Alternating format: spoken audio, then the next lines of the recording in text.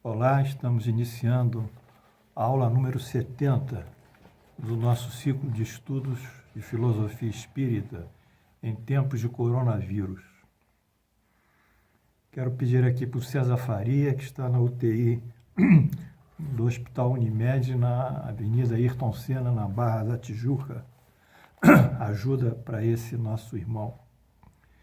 Aqueles que desejarem se contactar comigo, que o façam através do e-mail admdoutrinaespírita, tudo junto, adm.doutrinaespírita@gmail.com. E também peço para fazer a sua inscrição aqui no nosso curso. Meus amigos, meus alunos, a aula de hoje vai ser longa e talvez vai se desdobrar em diversos blocos, quer dizer, diversos dias. É um assunto capital que nós estamos vivendo hoje, no passado, no futuro, que é a ingratidão dos filhos e os laços de família. Isso dentro do nosso capítulo 14, honrai o vosso pai e a vossa mãe. Essa questão da ingratidão dos filhos e os laços de família convergem fortemente nesse momento para a pandemia, ou a pandemia converge sobre isso, porque ficamos isolados com a família em casa e convivemos com pessoas, né, durante todo o dia de uma forma muito próxima, muito íntima, né? Talvez nunca fizemos isso na vida e agora a pandemia nos obriga a nos isolarmos e convivemos dessa maneira tão próxima, trocando afetos e às vezes diferenças. Então, essa aula de hoje e as subsequentes, eu vou falar sobre a ingratidão dos filhos, quer dizer, dentro do ponto, honrai o pai e a mãe, numa mensagem de Santo Agostinho, que nos foi dada em Paris, em 1862.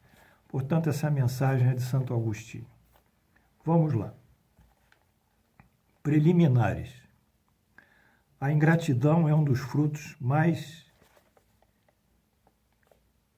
agudos do egoísmo e sempre revolta os corações honestos. A ingratidão. Porém, a ingratidão dos filhos em relação aos pais tem um caráter mais odioso. Vamos analisar as causas e os efeitos dessa relação de ingratidão. O Espiritismo tem recursos para investigar a ingratidão, que é, sem sombra de dúvida, um dos maiores problemas da humanidade, a ingratidão. Segundo, a desencarnação e as primeiras experiências espirituais. Quando o espírito deixa a Terra, leva consigo as paixões ou as virtudes próprias da sua natureza. Quer dizer, o espírito não muda. A personalidade do espírito, o espírito não muda. O desencarnou é a mesma pessoa.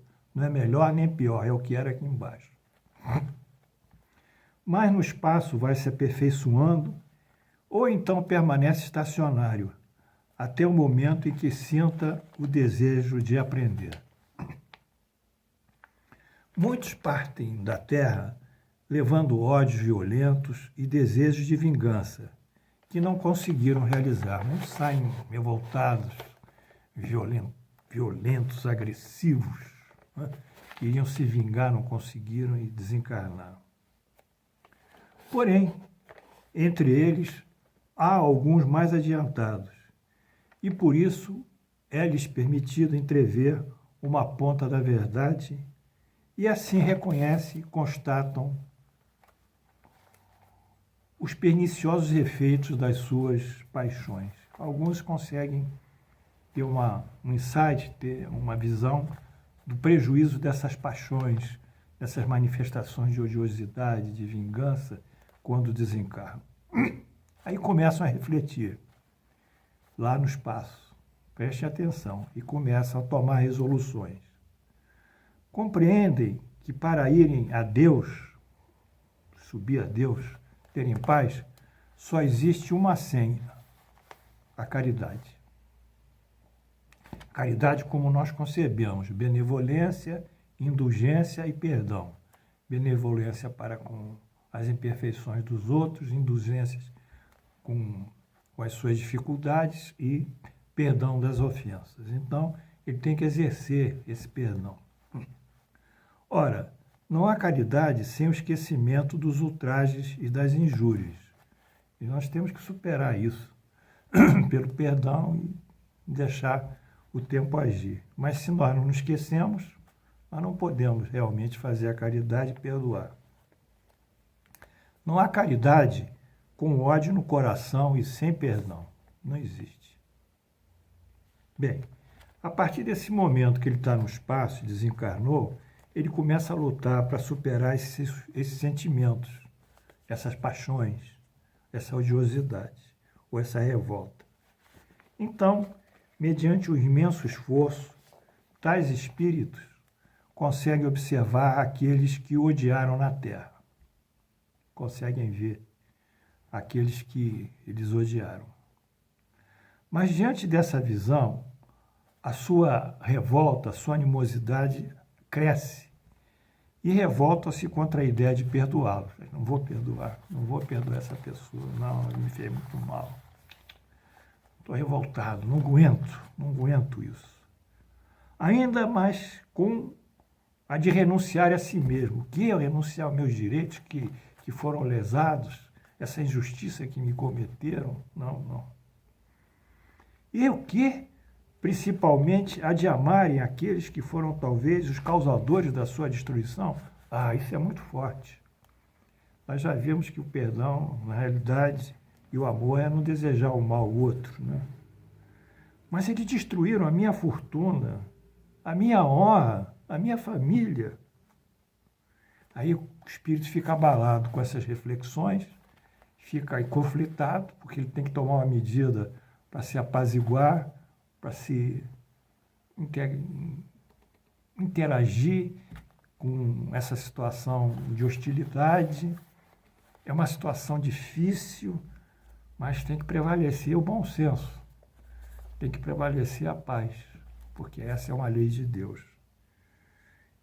E eles hesitam lá no espaço, vacilam, ficam agitados por sentimentos contrários ao conflito, e aí dão os primeiros passos. Se eles desejam realmente conciliar, a boa resolução predomina dentro deles e pede a Deus. Imploram os bons espíritos que lhe deem força no momento decisivo da prova. Quer dizer, a prova será o quê? Ele vai voltar àquela família. Né? É isso que eu quero sinalizar. A família carnal. Enfim, após alguns anos de meditação e de preces, o espírito se aproveita com o corpo que se prepara na família daquele que detestava. Que coisa! Ele tem que se conciliar e vai encarnar naquela família.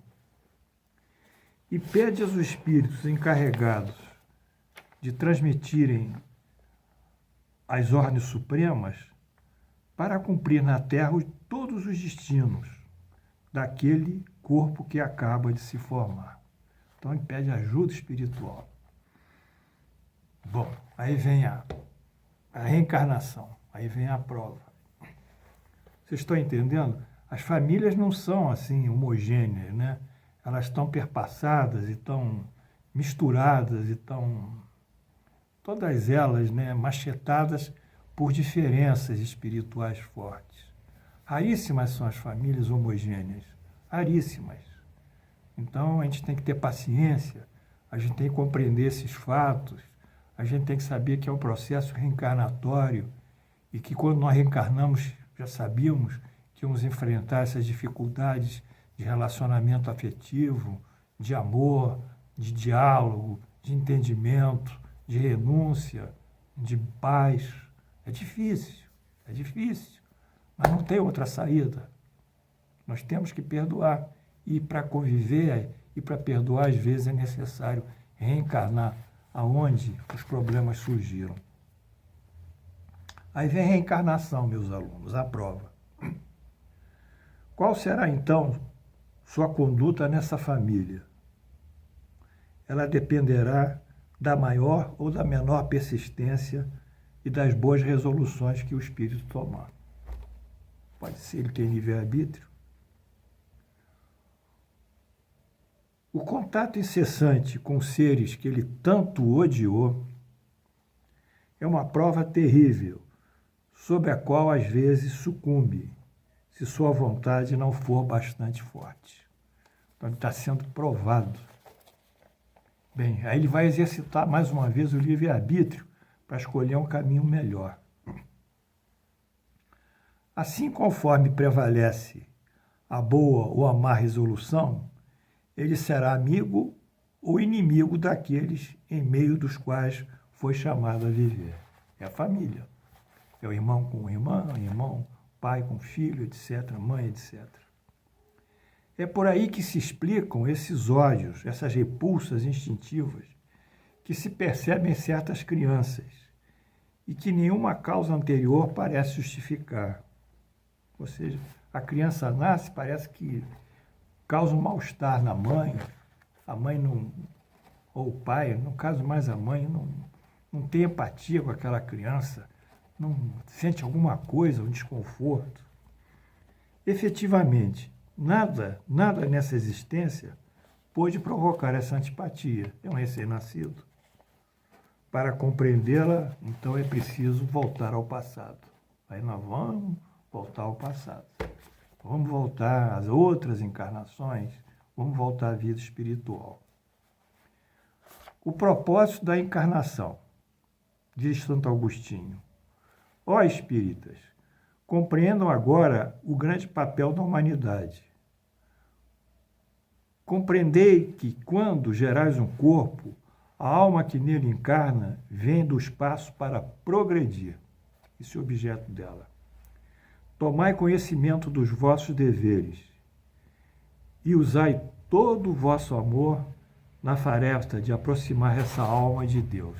Aí é o grande trabalho da família, do pai, da mãe, do filho, em relação a esse filho. Bem, nós vamos interromper, voltaremos amanhã com a sequência desse trabalho de Santo Agostinho, que, como eu disse, é de maior interesse para as famílias, nas relações interpessoais das famílias, no ambiente familiar, para que as pessoas possam ser mais compassivas, possam se suportar mais umas às outras, possam compreender que nada é gratuito na vida, que Deus não coloca as pessoas aleatoriamente, que nós não decidimos nada aleatoriamente, que é uma programação inteligente desses processos reencarnatórios, cujo propósito e objetivo final é justamente o nosso progresso e a nossa evolução. Mas nós só podemos progredir se moralmente evoluirmos, se soubermos perdoar, conviver, pacificar. Amanhã nós voltaremos com a próxima aula. Uma boa tarde.